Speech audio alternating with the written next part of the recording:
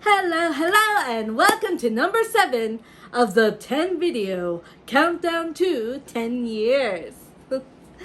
In this video, I'm just going to cover a few of the standout, I'll remember that for the rest of my life, moments that I had at work. The first one is after about a school year and a half, roughly, in Japan, and lots of aftershocks after the earthquake. Up in Hitachi, there were a lot of aftershocks, and it was getting near the end of the school year, and the third years were graduating. It was actually the day before. Wow, day before graduation, and so this is almost 2 years after the big quake. And for graduation, the students kind of decorate their senpai's classrooms as a celebration and congratulations, you're graduating. And I was hanging out with the art club a lot, and I heard they were going to be hanging out in the English room working on some projects, and they wanted me to come. So it happened to be March 11th, 2013, and there was going to be a moment of silence to remember those who died 2 years before. So I decided I'll capture the moment with my camera.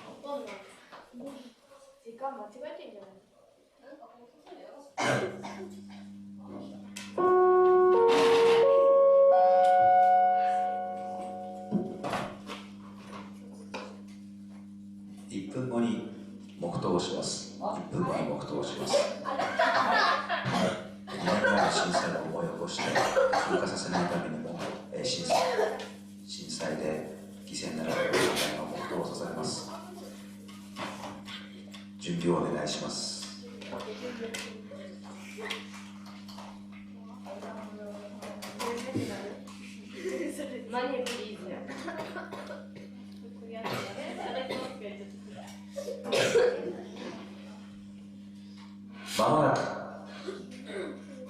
黙祷となります。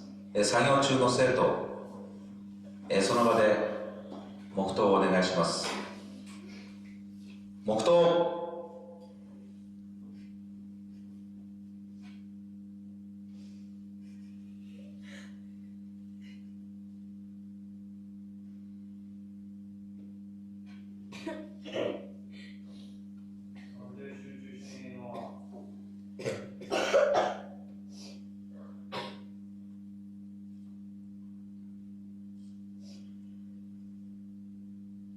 やめ。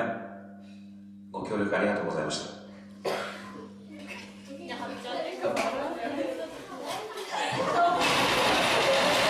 今あと30分後には張り出すんだからね。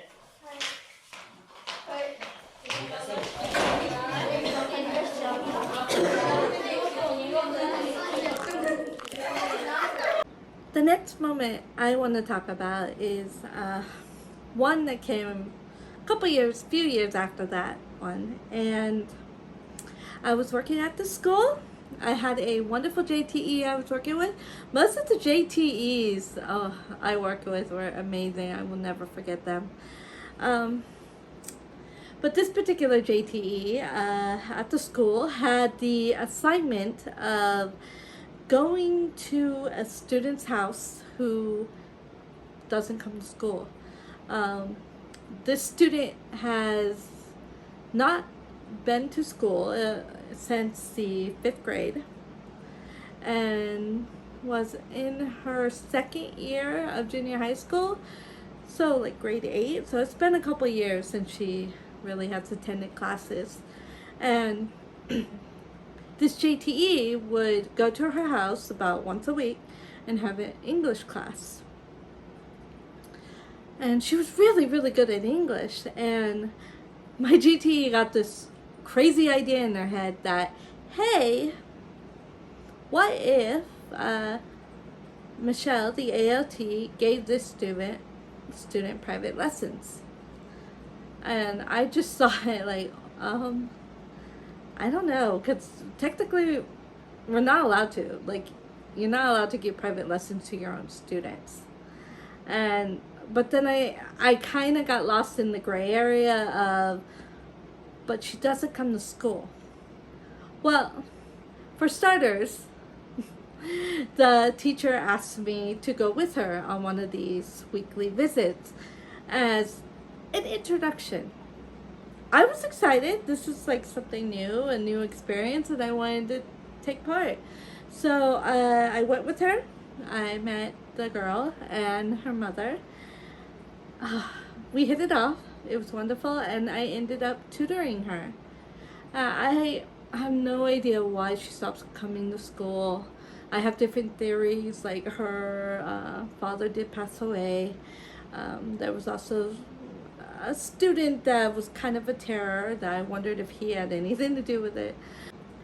But she was really nice and bright. And the only thing I was shocked about was, for example, she didn't say watched, it was watched. Because she didn't have that in-class pronunciation, per se. That a lot of her things were like, the teachers gave her handouts and she studied at home. But in going, accompanying the JTE a few times, the girl decided she wanted to do an English speech contest. And therefore, I was hired as a private tutor to coach her for the contest. Pronunciation, stance, pausing, and things like that. And it was a few months. I went over there once a week, and it was an amazing time. I went to the competition. She did great. The other girl that I coached at the school actually ended up winning that contest, which was kind of cool. But she did such an amazing job, and my time at that school, that city, was kind of coming to an end. Really, I regret that. I wish I could have continued that relationship, just because she was such an amazing girl, and she was getting ready to go to a private high school and start another school and go back to school after a few years, and it was just very inspiring, and I'm glad I could be a very, very small part of that. But I don't know, I wish I could have kept in contact with her and know like what happened and where she is now. And I think she'd be in university, starting out in college this year or last year. All right, the next working moment I want to talk about happened about the same time as the previous one. In my first few weeks of a new school and in a new town, you know, I get introduced to a lot of students and names and things like that. But there was one particular student who stood out because she had the same name as the student I kind of had a connection with the year before. And what I remember is that she seemed so excited. Like, she came up to me after my self-introduction class, and she was just filled with, who is this new the wonder of something new, like a new ALT. I'm now a third year. We have a new school year. Things are looking up maybe. And thank goodness, because I'm really bad at names, this particular school had during English class, all students wore a English name tag. So it was very easy to go like, okay, Satoshi, Kasumi, like, and call on the students because of that. About a week or so later, I came to school and it just felt strange and weird. Like there was a heavy feeling in the air. And a JTE I worked with pulled me aside and she asked if I heard. And I said, no, I haven't heard. And she said, one of the students died yesterday. I'm like, one of the students died yesterday? Well, I was really curious. I asked all the questions that came to mind. And it turned out it was that girl. And it was death by suicide. It came out later that there seemed to be some horrible bullying in her club activities. And like that hit me.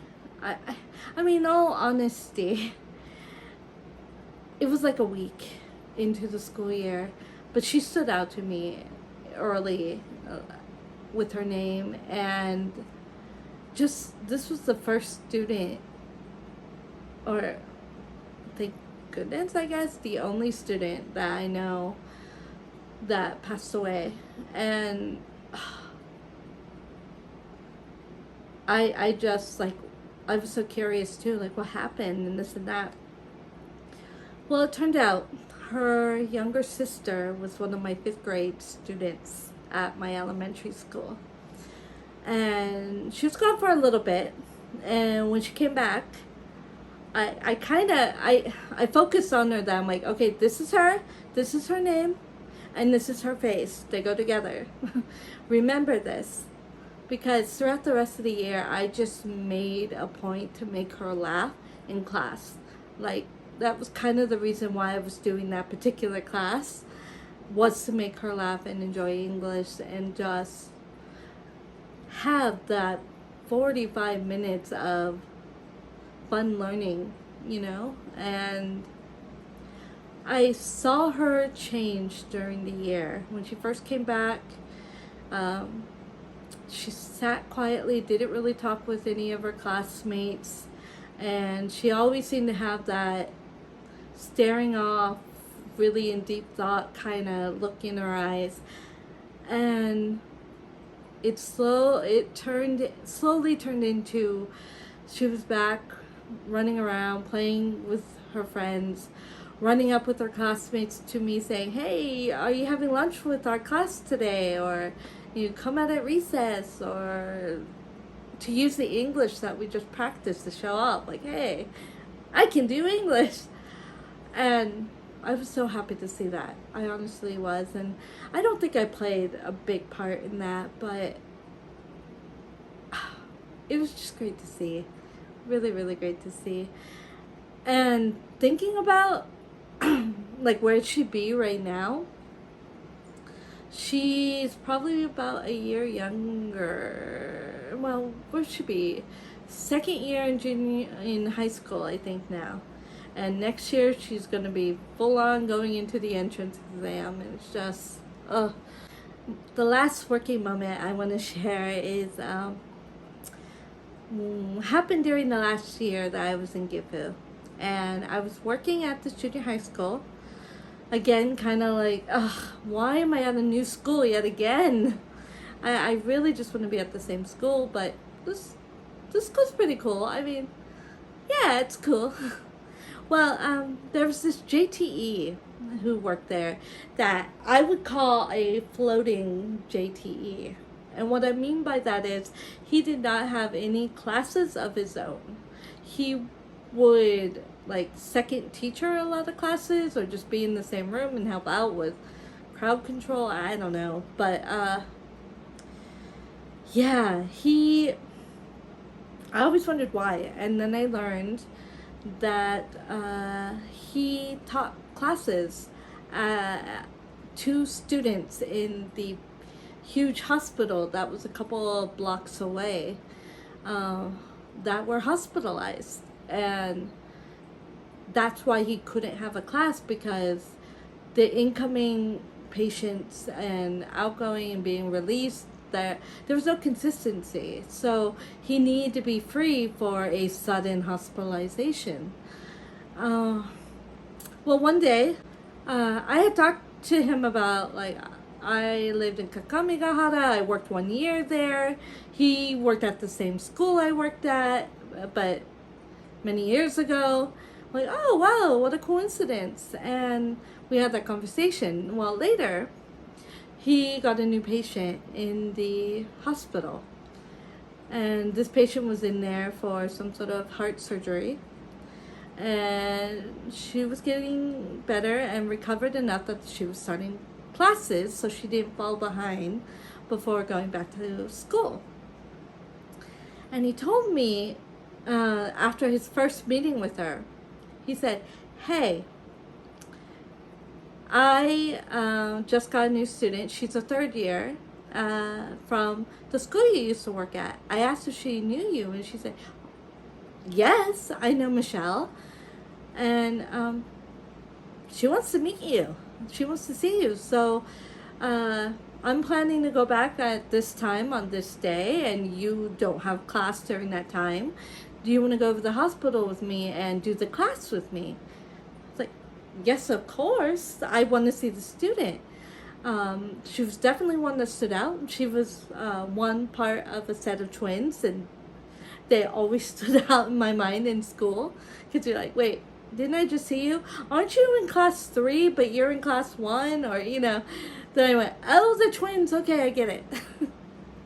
So they stand out. But I was like, yes, and she really wanted to see me. And I went and did the classes about 3 or 4 times. And it started off with, the first class was in her hospital room. And she had, you know, things connected to her to check her heart, and she was kind of tired, and it was like, we're taking it easy. And then by the end of the lessons that I went to, we were actually in the hospital's classroom. She was actually dressed in her school jersey, which was so nostalgic. I was like, oh my gosh, I did not want to leave your school, but I had to move again, like, to another school. I wanted to be at that school another year. Like, almost every school I worked at, I wanted to be there longer. And it was amazing. Well, about that time, my hubby was also making different comics of my stories that I told him about work. And I asked him, can you do one particular comic for this girl? And I want to give it to her. And he said, yeah, but if it's like a present, I need to see a picture of her and the teacher you work with, so it can kind of look like them. And I'm like, yeah, sure, no problem. I have pictures. I took photos with them. And he did it. I gave a copy of the manga to the teacher, and I gave her copy to him, and he made sure she got it. Because he was like sending over, or had to go finish up like paperwork kind of thing, or passing her back to school. And she went back to school. And thinking that she was a 3rd year, now she's I think now a high school 3rd year, fighting towards the entrance exam. It's just amazing. I have met so many great teachers and so many wonderful students, and it made me realize, as I'm thinking back on these moments, I don't really have them anymore. And I'm sure part of that plays into, it's an all-boys school that I work at now. So being close to students or having that same interaction, kind of weird. But also being at the school, and I'm in 100% control. I make the worksheets. I plan the curriculum. I make the tests. I decide what is graded and what is not graded. And all that pressure. And then crowd control too, which I admit is not easy for me. and it's something hard, and using that energy is just like, I'm so tired. I don't have the free time to go running off to the art club, you know, after work or anything like that.